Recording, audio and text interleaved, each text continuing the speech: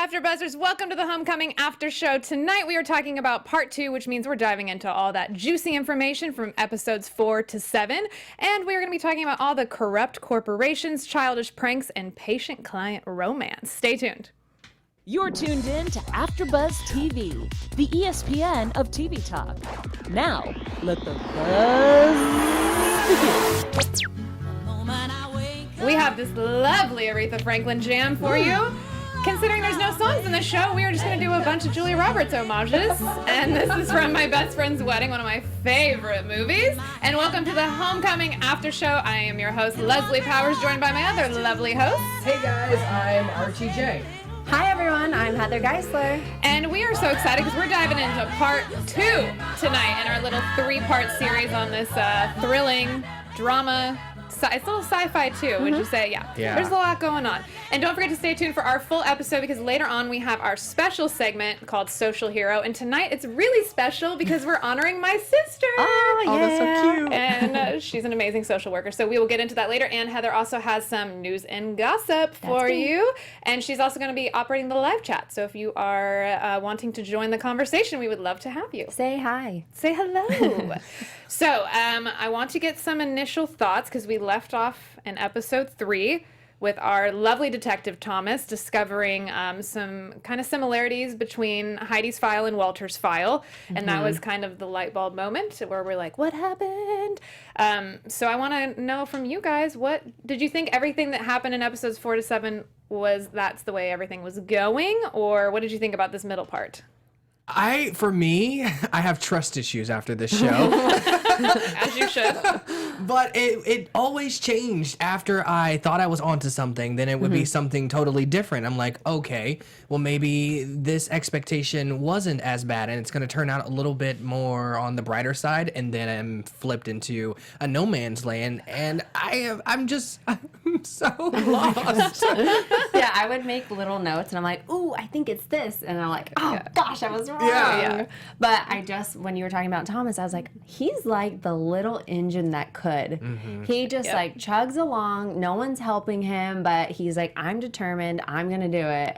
I think that's the perfect analogy for him. Yeah, he's a really good character, and he's a really good actor because he's pretty like even keeled. But this case seems to be like getting his juices flowing. Yeah, he's the underdog, and like I said last week, like we're totally rooting for him, but he goes through his own trials and tribulations as the show progresses. And I wonder too if you guys think this too, that his cases up until now must have been relatively boring or routine to where this is like exciting to him. He's kind of like, oh, I can help here. Yeah. Well, I felt like the entire office was probably like that. And when his boss was like, well, are you moving forward or are you not? Like, are you closing it or are you moving forward? And it's kind of like, I felt like it was just definitely factory. Like, let's just close these as quickly as we can, you know? I don't know. She gave me a weird vibe as if she was possibly in on what was going on at Homecoming. Yeah, you know, that's she was just true. like, okay, close it. Let's move to the next thing. Like, as if, like, let's keep this under the radar. Yeah. Which I feel like everybody's doing that on the show. Everyone's like, nobody talk about it. It's not a thing. You don't know who's involved with what. No, absolutely not. Well, first I want to talk, because there is some good stuff with Thomas and Schreier, but I want to talk about how Schreier gets to where he gets to in these episodes, because this was very Jeremy Allen White heavy in these first few, which no one is sad about that because we love him from Shameless. Me. Nope, not me either. So we saw in the episode before they had moved Walter out of Schreier's room, and so now they're packing up all his things, and now Walter's kind of like, where the heck did he go? And Heidi's like, he went home. He's now with his family. And Walter's kind of mad about this harmonica situation, and I thought that story he told was really, I guess, heartfelt, that he kind of felt like that was something he clung to. I don't know what you guys thought about the harmonica relationship and how Heidi got it back. It was a symbolism of their friendship, you know, and if you are friends with someone and then they are abruptly removed from your life and you only have one tangible thing to hold on to them, it's going to trigger something. So I felt like he was right to react and feel the way that he did, but it was a bit dramatic, I'm not going to lie. Wait, Colin reacting or Walter reacting? Like Walter reacting to the harmonica. Yeah, like they didn't let Schreier take the harmonica Oh, home. And right, he was right. like, Okay, he yeah. was like, he was very attached to that because Lesley had given it to him, and it had I belonged to I Lesley's was sister. jumping ahead and thinking you meant when Walter then gets Schreier's harmonica. Oh, well, we can talk about that too. Because Yeah. I thought that was a really nice moment between them. I think that's the first time she goes to That was his the room, and that was weird. Yeah. So, and yeah, I mean, we talked last week about their potential romantic relationship, but I think it would be really hard being Heidi and not crossing the line because she obviously gets scolded by Colin for going to his room and, you know, passing him the harmonica.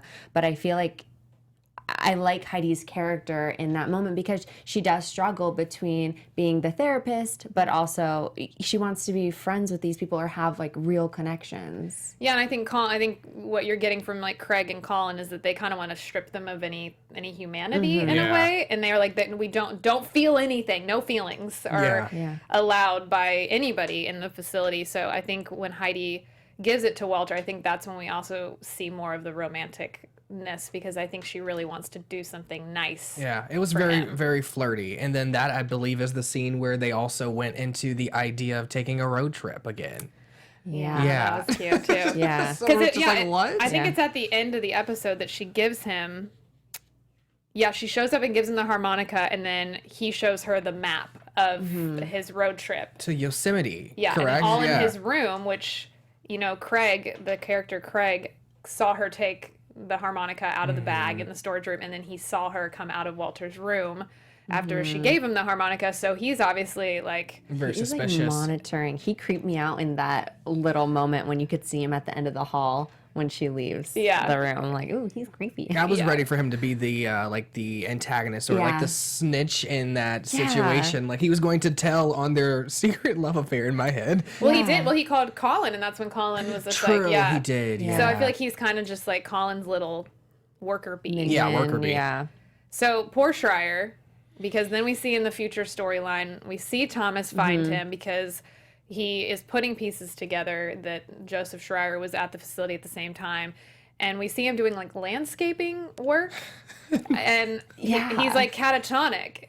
And it's like he seems nervous to talk to anybody. So I wonder why he trusted Thomas to talk to. I feel like because in the show, clearly he has, you know, his own PTSD issues, but he seemed like he gauged people's, you know, spirit or discernment in the right way. So maybe that's why he was a little bit more, you know, giving to him. And then there was like his boss was out on the field.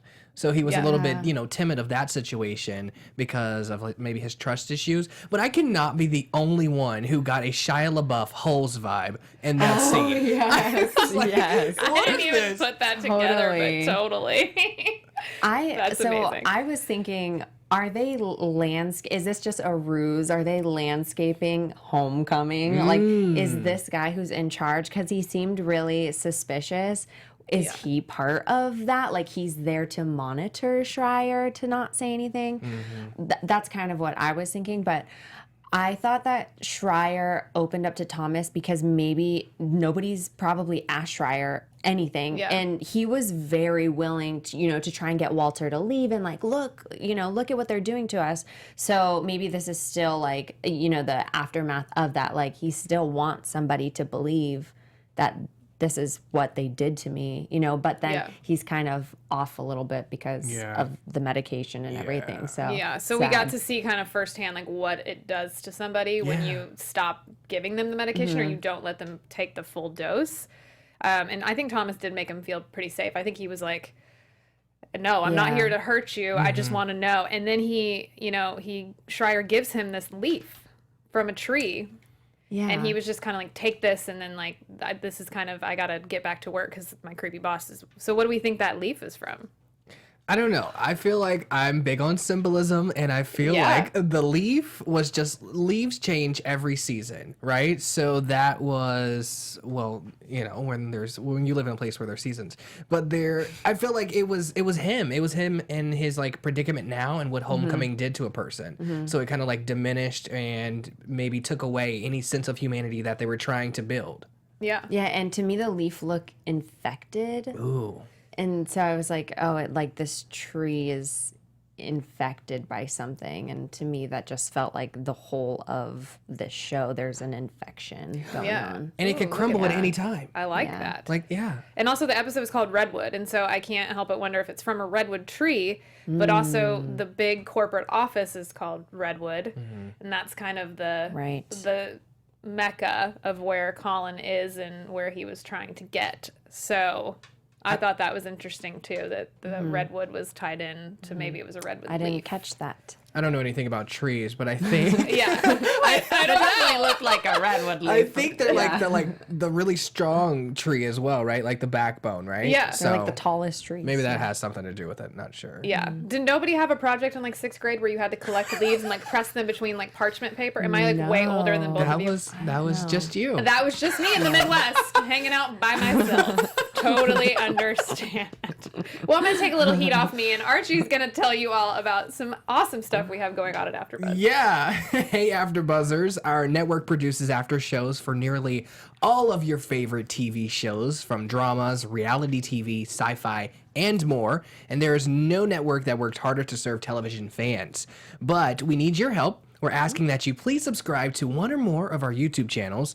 By subscribing to our channel, YouTube will suggest content that is tailor-made to you, and you'll help AfterBuzz continue to grow. And if you're worried about those pesky notifications, don't, because they're optional.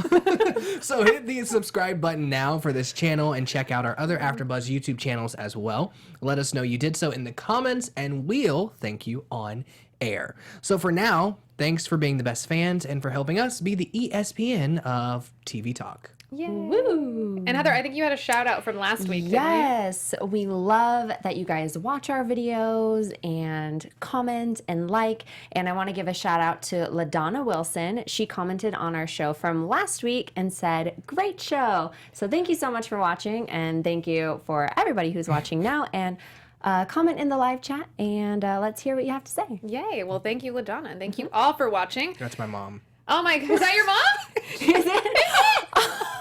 Hi, Archie's mom. Oh, Right? thank you. Hey, Mom. Oh my God, that's so sweet. My Oh, mom wouldn't wow. even know how to comment. She'd be like, "What is this?" My mom doesn't know what I do. Oh yeah, isn't that funny? The conversation at the holidays. What do you do? Dude, why are you not married yet? You're like, okay. Where are the Alright. babies? Yeah. That's my question. Awesome. This is like the family show. So we're going to talk about your sister later. I know. I love it. Oh, Yeah. wow. Okay. Full circle. Awesome.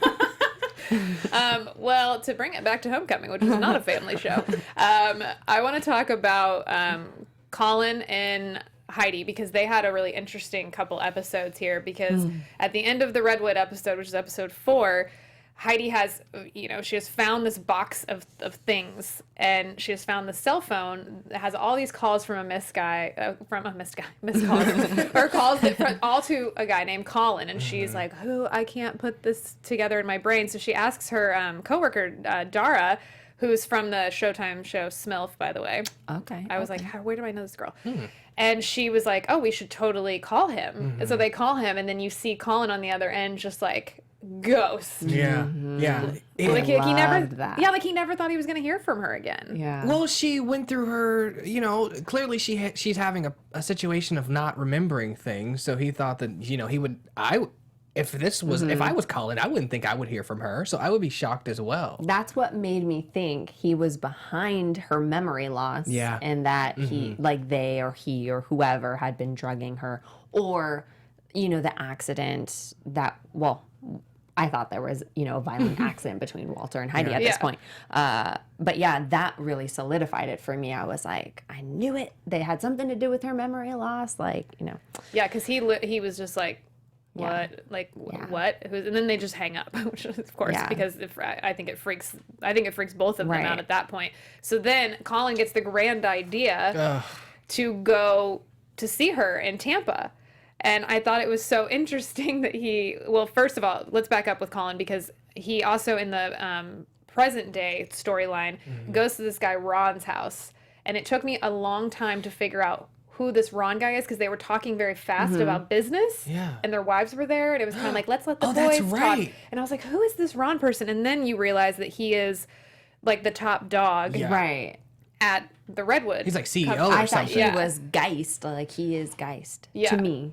Yes, he was. he's right? that high up Yeah. that he like kind of runs Colin. So I was really curious because he says, like, basically, you know, like, don't thank me, just get it done. Because he's saying to Colin, like, you know, you're my guy and I want to move you up. And, you know, if there's a problem, just get it done and deal with it. I don't want to hear about it. And that's because Heidi's calling, or Craig was calling and saying, I saw Heidi come out of Walter's room. And so Colin, being like the temperamental person he is, just exploding and trying to hold it together to impress this guy. And I was wondering if this Ron guy is going to come back. Because he was kind of just like thrown in there, and then we didn't see him again. It was very suspect. He had a great house, though. I will say that. He did. But He did.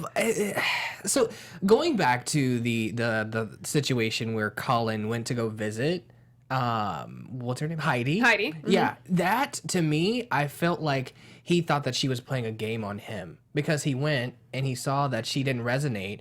And he was like, okay, this is odd. But then he also went to pay and he saw Thomas's card in that little bucket of tip or something like that. So I thought that he thought that they were trying to set him up and play a game on him. Totally. I definitely had that same thought. I think that's why he didn't leave or like couldn't leave. He's like, I got to figure this out. Yeah, I got to Like, figure out like why she doesn't remember me. And then, so I'm going to go back one more time just to this Ron thing, because when he's on the phone with Heidi and he's saying it's inappropriate about the harmonica because it would trigger memories for Walter, bad memories. And he was like, did you deliberately undermine what we're trying to do? And Heidi said she feared that they were losing Walter entirely and she was trying to help. And Colin's like, push your emotions aside. So clearly we see at that point in the present day that like her emotions are just infiltrating so bad. And Colin's feeling all this pressure from this higher up guy to get the job done, so things are clashing. So then when we go to the future storyline, it's so interesting because then he like becomes a different person. And I wonder, once he starts to like infiltrate with Heidi and like find her at this laundromat and start this conversation with her, I was like, oh my god, is this the actual genuine Colin, like not the Colin around his wife, like trying to be some big shot? Or is it all him manipulating her? Like, I couldn't really decide because I'm like, maybe he doesn't get to talk to people this way. I was like, No? It was very clear. It was just like, he is trying to get her, and I am not happy about this. But maybe because Bobby Cannavale is such an amazing actor, maybe I saw just a little bit of like Hope of like young, like Colin with a no dream. I don't know. No hope. No hope. He was literally there to make himself look good and get to the root of the issue to find out like, hey, what is going on? Because that coming back up could have ruined him and his image and his workload since he's trying to impress Ron, since like that should not come back up. So eesh. I don't know. I just feel like there's still some like he doesn't talk to his wife that way in the, you know, like he really wanted a human connection, and Heidi it was so easy to talk to, which is why Walter feels the way he does about her. I don't know. Which is very Maybe I'm going off on a tangent on that. I don't know. Is this a little bit like out of order? But there was like a box in their room, right? Is that to a head? And Colin in his wife's room. Oh yeah, that's later. That's Okay, later. Yeah. But Let's we'll remember talk that. about that. We'll talk about that. Yeah. The disconnect. The disc. Well, so Colin is, you know, opening up to her. He's like, do you want to grab lunch? And so they make this whole day of it in the future where she still has no idea who he is. He clearly knows who she is, but I think he's just so intrigued by her not knowing who he is, where he feels like, I can play this character. And then I can sleep with her. Oh, that's so bad. I was really grossed that out. was bad. He leans in to kiss her and she stops, or turns away. I was like, yes, go Heidi. And then she goes in and I was like, no, I didn't see it coming after that. I thought once she rejected him, okay, it's not happening. Yeah. But then, oh man, yeah. We definitely got a sense that she's vulnerable, and the fact Yeah. that she doesn't have any sense of human interaction besides, you know, working at a diner with like, you know, truck drivers, besides her mom. I already knew that was going to happen. I was just waiting for that moment, you know? That's what I'm saying is I feel like Yeah. they both kind of are missing some sort of genuine human connection in a weird way. Yeah. And I think that's the only glimpse we're going to get of Colin being a real person. Do you is feel the like way that he was him being vulnerable, or was that him also playing the game to like it's a get little bit of close both. to her? Oh, it's a little bit of both. Okay. I mean, and then so she says in the hotel room she's tired of lying, and she has this feeling she did something wrong and doesn't know what it was. And Colin is like, well, let's figure it out. Yeah. So it's like he's going to the depths, to the end of the road with this. He's gonna like fight, Because she's saying, like, I got to figure out who this Colin guy is. and he's like, Who is that guy? I'm game. What a psycho. I know. That's disrespectful. It's so weird. It's so weird. So to wrap up morals. that storyline, so basically he watches her go back home and sees that Thomas is there. And so Thomas and Heidi have this whole interaction where he plays this tape for her of her and Walter's session that apparently she sent to Walter's mom, which we will get to. But Colin is just sitting outside the house, creepily watching, like, what's going to happen next. And then when he sees Thomas leave, he calls her and is kind of like, what's up? Yeah. I'm not sitting outside stalking you.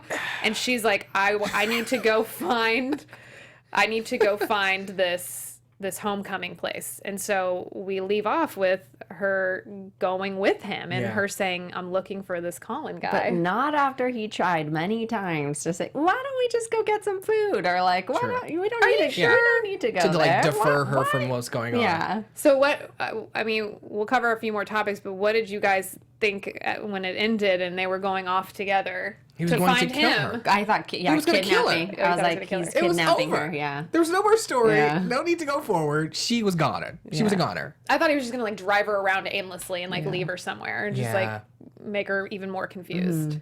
But the fact that they had an address, right, of where they were going. But like you said, we'll get to the mom. The address is like a little iffy, right?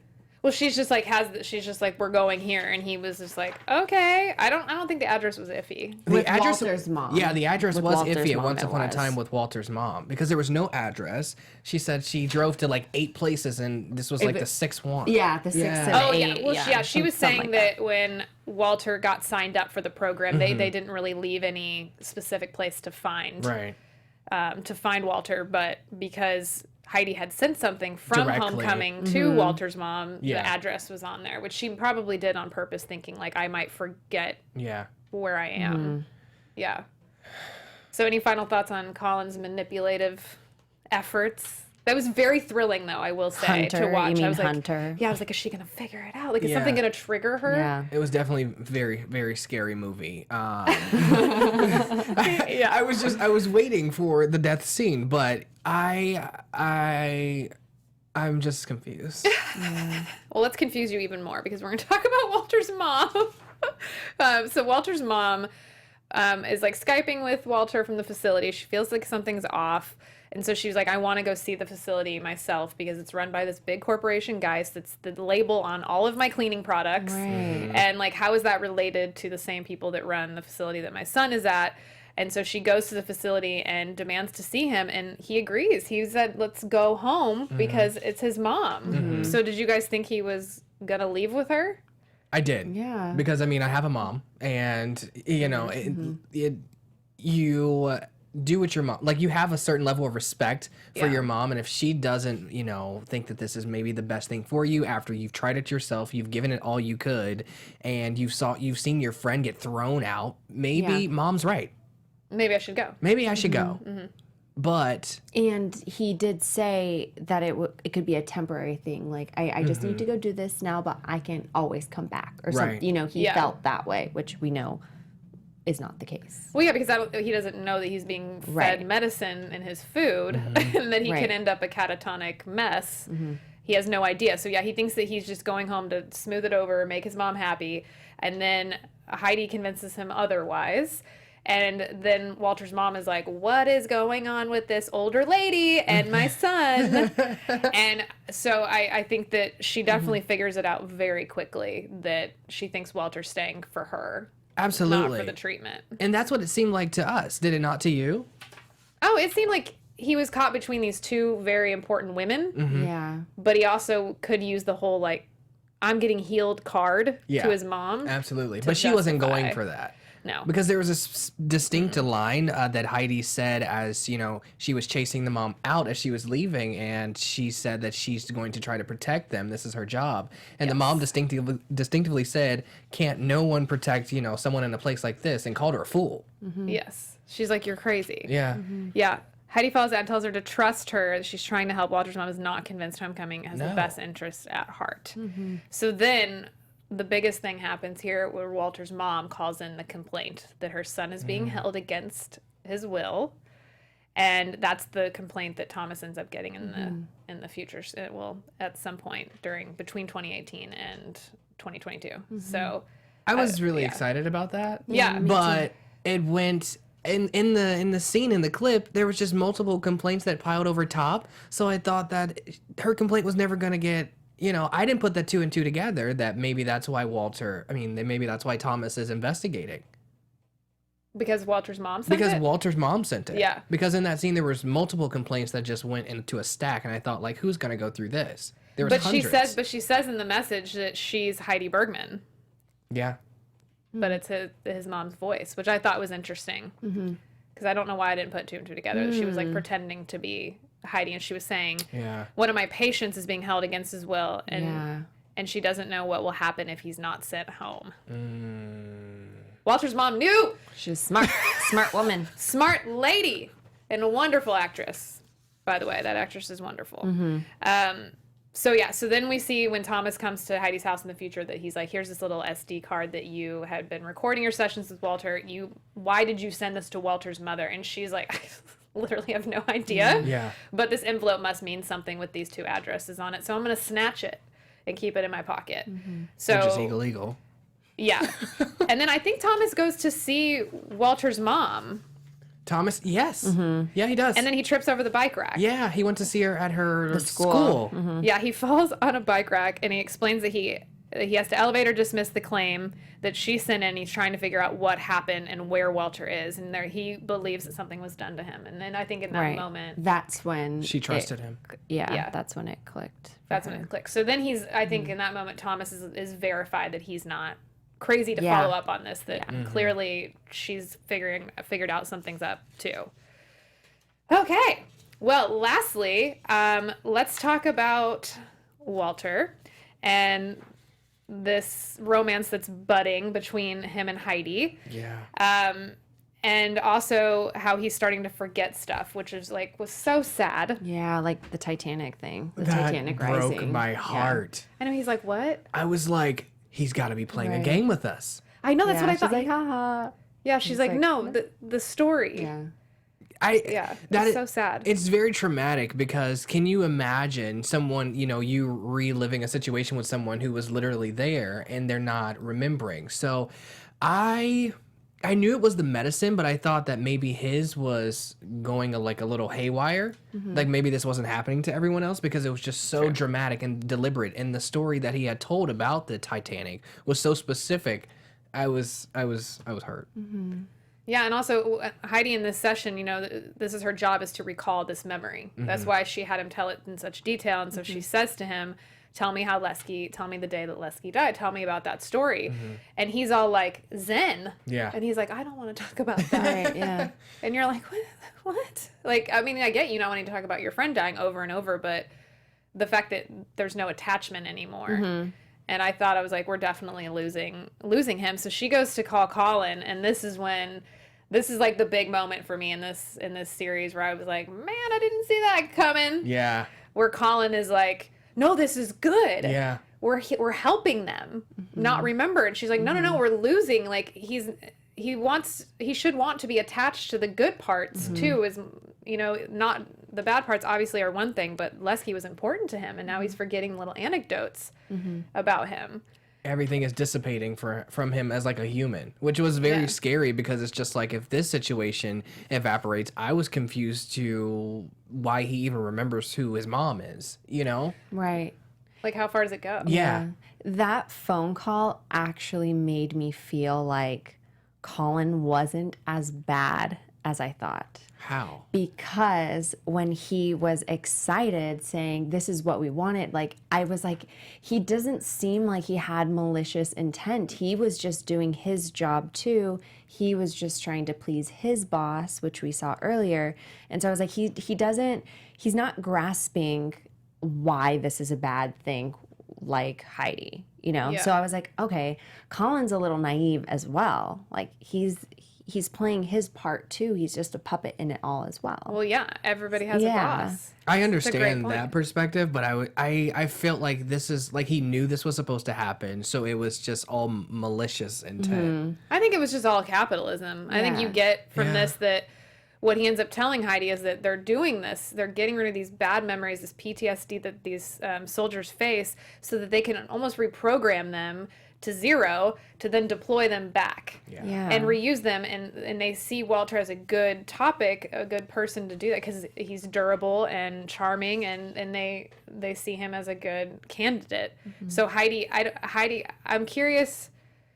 I don't think she knew, obviously. She seemed very shocked by that information, that, like, what we're sending them back, we're not just healing them and sending them home. Yeah. But then I think gets talked into it by Colin to, like, just put on a happy face and do her job and not say anything Because to then anybody. that's when she goes back in and has to, like, give her little speech. Oh, my God, that was amazing. I think that happens in episode 8. Yeah.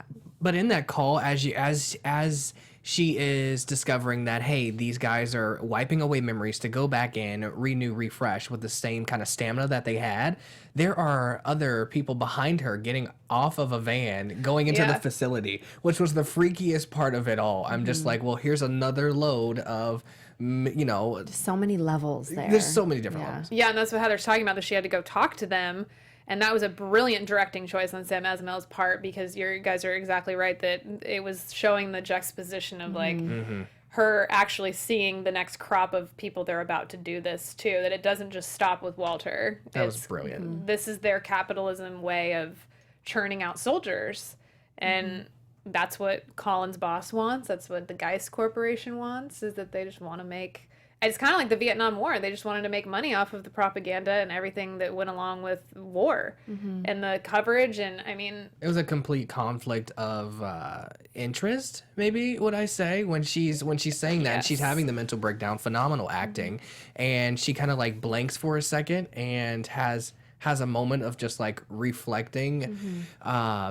Because I feel like she, at that moment, she knew that her livelihood could as well be gone. Because like in the future, we clearly see where she came from.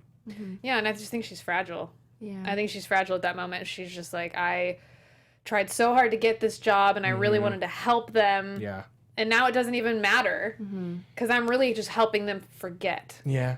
I think she was realizing what you're saying is, like, she's realizing that's my job. Yeah. Maybe she didn't really know what her job was when she signed up, and now she does. And it's very bleak. So any last minute thoughts on these lovely episodes before we move on? I'm excited for the coming episodes. Oh, yeah. Because the twists are going to unfold. I feel it. Yeah, I thought this whole middle portion of the series was really great.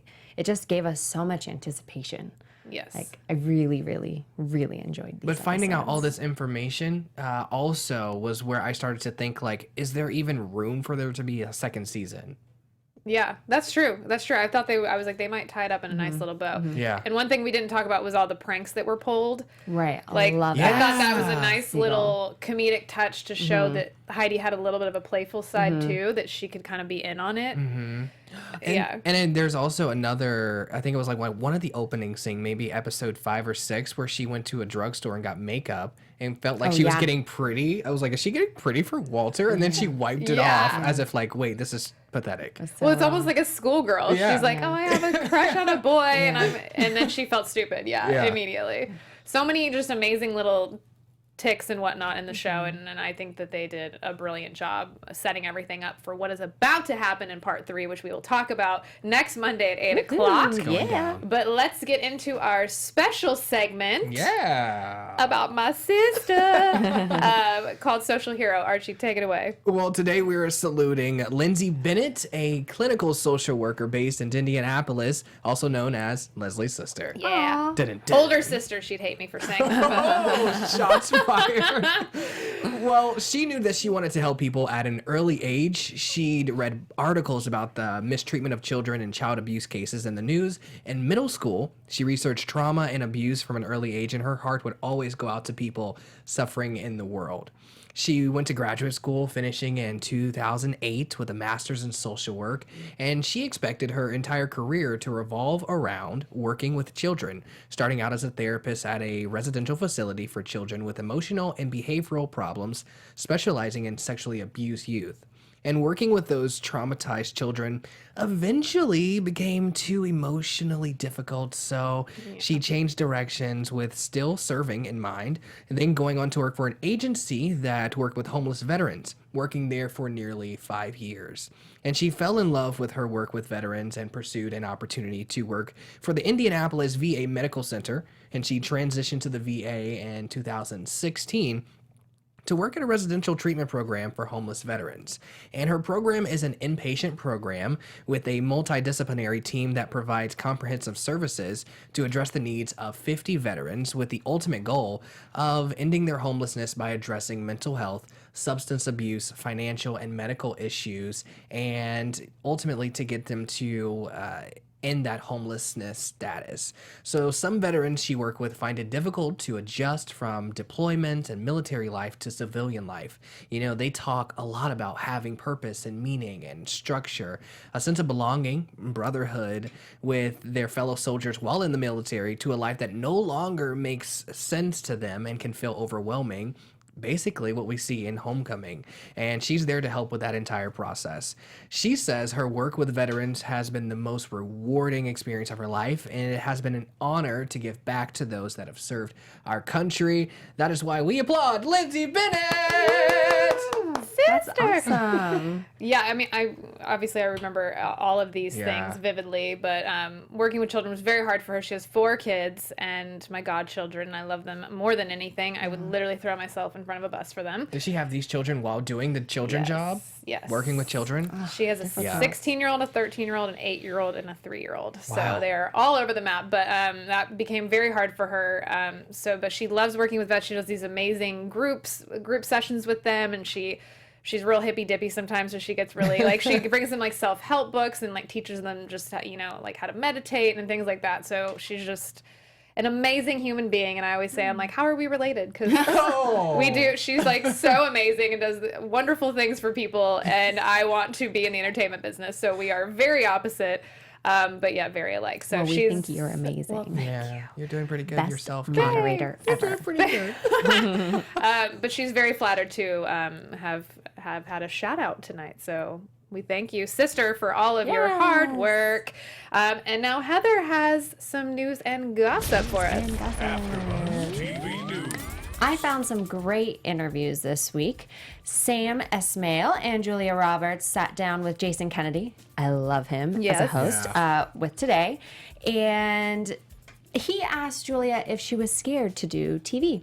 And she said she was very, very scared because everybody told her that it's way different than film, that it's a grind. You're going to be like doing long hours every single day, like no breaks, nothing like that. And so she was really terrified to do TV, which I thought was interesting because you wouldn't really think like a seasoned, actor would kind of be intimidated by that. So I thought that was interesting to hear. And I also didn't know that Sam Esmail was married to Emmy Rossum from Shameless. So that was an interesting little tidbit. Which I makes like me- knowing that. She's married? Yeah, recently. Yeah. They're recently Okay. married. Yeah. Which makes me wonder if that's how Jeremy Allen White, like, if she was like, hey, you have to see him. He's amazing. Yeah. You're so right. Yeah. Next interview with Stefan James and Julia Roberts, who sat down with ET Canada. He was asked what the most difficult part of filming was, and they both agreed that it was definitely the long takes. He said that there was like an 11 pages of dialogue that they had to do without cutting, and they just had to get through it. But can you imagine that is really, really taxing as an actor? Yes. So kudos to them because that's really awesome. And then Bobby Cannavale was on the Today Show, and I really liked learning about his relationship with Julia Roberts because they were never together. They were always on the phone with each other. And normally you can just have somebody reading the lines, on the side. It could be anybody in the crew. But they both showed up for each other for those phone call scenes so they could have the most fresh, kind of conversations, like the actual conversation. So I thought that was great. And I mean, you can definitely tell the chemistry and How cool. That's really awesome that they had that type of bond on set. You can really tell that all these actors worked so well with each other. Really great chemistry. So And we got to all check Yeah. out Stefan James starring in If Beale Street Could Talk, which is coming out very soon. Ooh, I Barry didn't know Jenkins' that. new movie, the director of Moonlight. And he is the star. It's just, I think it's probably his first starring role in a film. Don't quote me on that. Nice. But he is, in the trailers, just the cinematography is stunning. And I think Awesome. that he's just, this is his, like, I'm excited. yeah, catapult and to stardom. He's wonderful. next week we can definitely talk about what these actors are up to next and where we can follow them. So. Yes, absolutely. So I want to get into some predictions. And now, your AfterBuzz TV predictions. So I know this is kind of difficult because we've watched everything, so we Yes. know Yes, we yes. know what is going to happen. What's going down? But what at this point in your watching experience, what did you guys think was going to happen to bring us home? Well, we see them go try to find Homecoming and Right. try to find Colin. So I'm like, oh my gosh, we are about to relive every single thing. There's going to be, it's probably doubled the amount of military, veterans Yeah. that are Soldiers. that are the soldiers in the unit. So it's going to be shocking, but they're not going to find Colin because he's right next to you. So everybody's going to look at her like she's crazy and be like, he's right there. That's what I'm expecting. Yeah. Yeah. What about you? I mean, Heather? I was kind of expecting him taking her away, kidnapping her, some like violent mess or Yeah, something like killing her. that. But yeah, I definitely thought Homecoming would just be thriving. Somebody, a lookalike of, Heidi is there. just Continuing Hanging the out. business and a new Walter and just, yeah. Replacing. I thought that he was going to drive her around and around, and they were going to get to the address, and there wasn't going to be anything there. I thought that it was going to be like the building was destroyed, Yeah. and it was all like a figment of her imagination, and that would make her Just feel got crazy. chills, yeah. So that's what I thought was going to happen, and I also thought we were definitely going to find out where Walter was. I was curious, like, where the F is Walter? Yeah, I was excited about that too because at one point I thought, oh, maybe he had passed away, but the fact that his mom was so persistent, I was like, he's alive and he's up to something, and we need to know what it is. I was scared to see what his state would be. Yeah. I Yeah. thought he'd maybe be like a vegetable or something. True. Well, we will all find out next Monday at 8 o'clock. Please join us right here for the part 3 conclusion of Homecoming. And where can we find y'all on social media in the meantime? Archie. Hey guys, find me on social media at Archie J Speaks JAY on Instagram and Twitter. And I'm Heather Geisler. You can find me on Instagram at 500 Days of Heather and on Twitter at Heather Geisler. And you guys can find me on Instagram at LMPowers15 and on Twitter at LesleyPowers15. And as always, we love our fans so much. Please join us in the live chat, comment, subscribe, listen to the podcast, watch our YouTube, do all the things. And we will see you next Monday for part 3 of Homecoming. See you guys. Bye. Our founder, Keven Undergaro, Phil Svitek, and me, Maria Menounos, would like to thank you for tuning in to AfterBuzz TV. Remember, we're not just the first, we're the biggest in the world, and we're the only destination for all your favorite TV shows. Whatever you crave, we've got it. So go to AfterBuzzTV.com and check out our lineup. Buzz you later.